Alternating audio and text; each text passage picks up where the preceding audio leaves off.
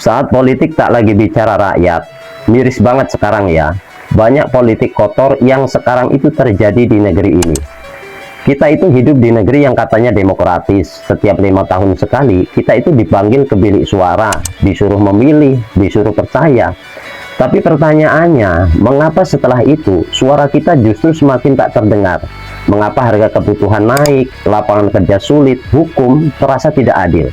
Sementara para elit itu tetap hidup nyaman. Kalau kamu merasa ada yang salah dengan politik hari ini, kamu itu nggak sendirian. Pastikan kita bahas dalam pertemuan video kali ini tentang keluhan dan harapan rakyat Indonesia. Disclaimer, nggak semua politik itu jelek, nggak semua oknum itu jelek. Pastikan jangan di-skip biar kalian nggak gagal paham bersama kami dalam Jejak Kurupan.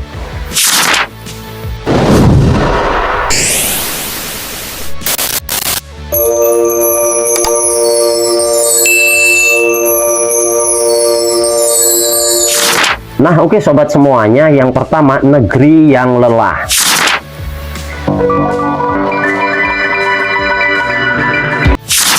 Rakyat hari ini lelah ya, lelah dengan janji, lelah dengan drama, lelah dengan politik yang seolah tak pernah menyentuh kehidupan nyata. Dulu, kalau politik itu adalah tentang cita-cita, tentang keadilan, tentang kesejahteraan bersama. Tapi sekarang politik itu lebih sering terasa ya seperti panggung sandiwara. Saat kampanye semua itu terlihat merakyat, belusukan, senyum, pelukan. Namun setelah jabatannya itu diraih, rakyat itu ya kembali menjadi penonton seperti sedia kala. Yang kedua, politik yang berubah wajah.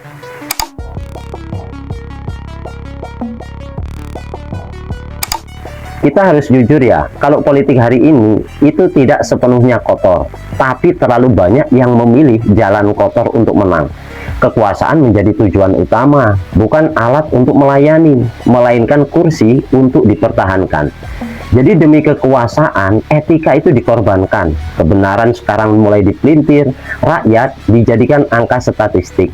Politik tidak lagi berbicara tentang apa sih yang dibutuhkan rakyat, tapi bagaimana caranya menang. Yang ketiga, kenapa rakyat itu mulai tidak peduli?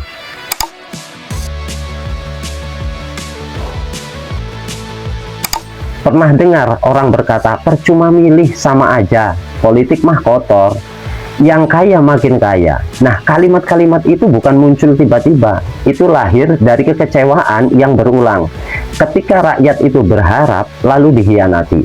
Ketika percaya, lalu dilupakan. Dan nilai bahaya terbesar politik kotor bukan hanya merugikan rakyat secara ekonomi, tapi membunuh harapan dan kepedulian kita semua. Yang keempat, saat rakyat dijadikan alat.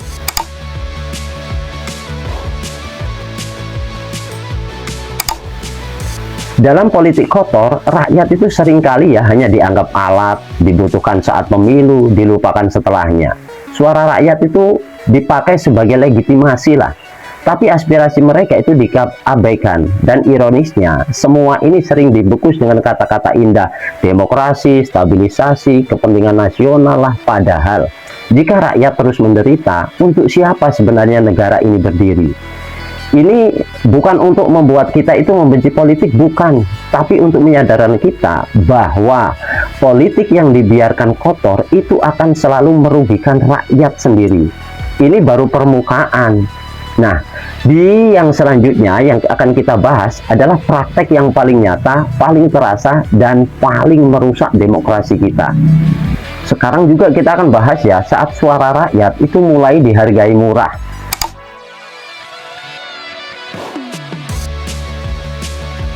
Hari ini kita bicara nih tentang sesuatu yang lebih pahit. Berapa sih harga suara Anda?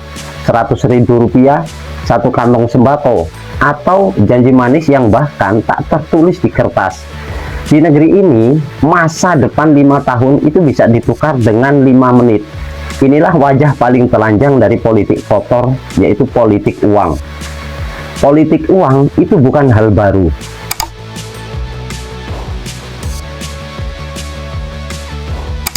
Politik uang itu bukan fenomena baru ya, karena politik uang memang sudah ada sejak lama.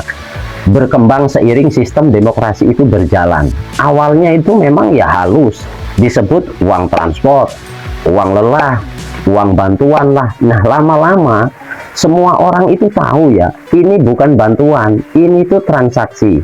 Suara kita ditukar dengan uang, pilihan ditukar dengan kepentingan, dan ironisnya praktik ini sering dianggap wajar. Daripada nggak dapat apa-apa, semua juga begitu. Nah, itulah yang sering menjadi anggapan-anggapan kita untuk saat ini, karena memang dianggap itu hal yang wajar. Kenapa sih politik uang itu terus ada?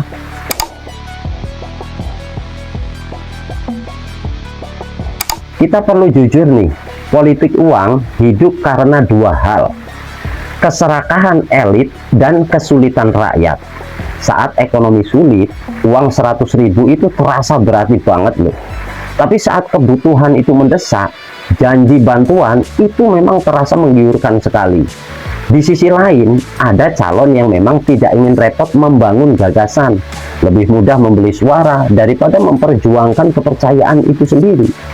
Dari sini akhirnya kalau politik itu memang berubah menjadi lomba modal, bukan lomba ide. Yang punya uang, punya peluang. Yang jujur malah justru sering tersingkirkan. Dampak nyata yang jarang disadari.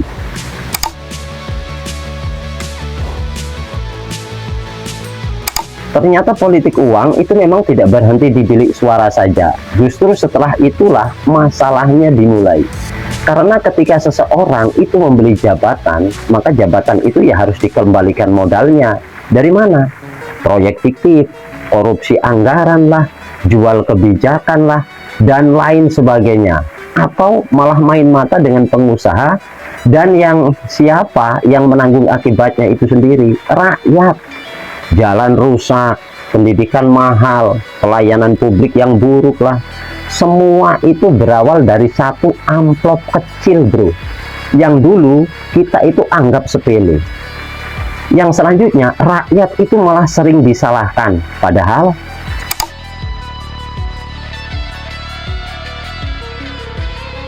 jadi saat politik uang itu dibahas, seringkali ya rakyat itu malah disalahkan. Kenapa sih mau nerima? Tapi jarang ditanya, kenapa rakyat sampai terpaksa harus mau menerimanya? Saat sistem itu tidak adil, saat ekonomi itu menekan, saat pilihan yang bersih itu minim, rakyat itu ya berada di posisi yang sulit. Politik uang itu bukan hanya masalah moral individu, ia adalah masalah yang sistemik, sistem yang membiarkan ketimpangan. Lalu manfaatnya untuk kekuasaan, kita tahu sendiri kan. Yang selanjutnya, normalisasi yang berbahaya sekali.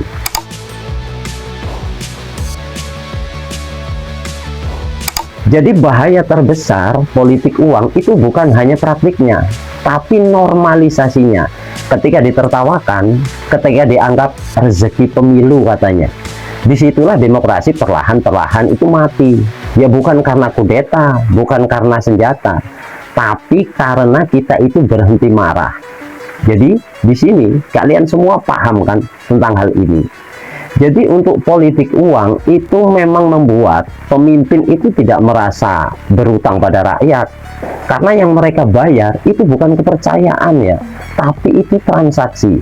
Dan setelah terpilih, janji kampanye pun itu mudah dilupakan.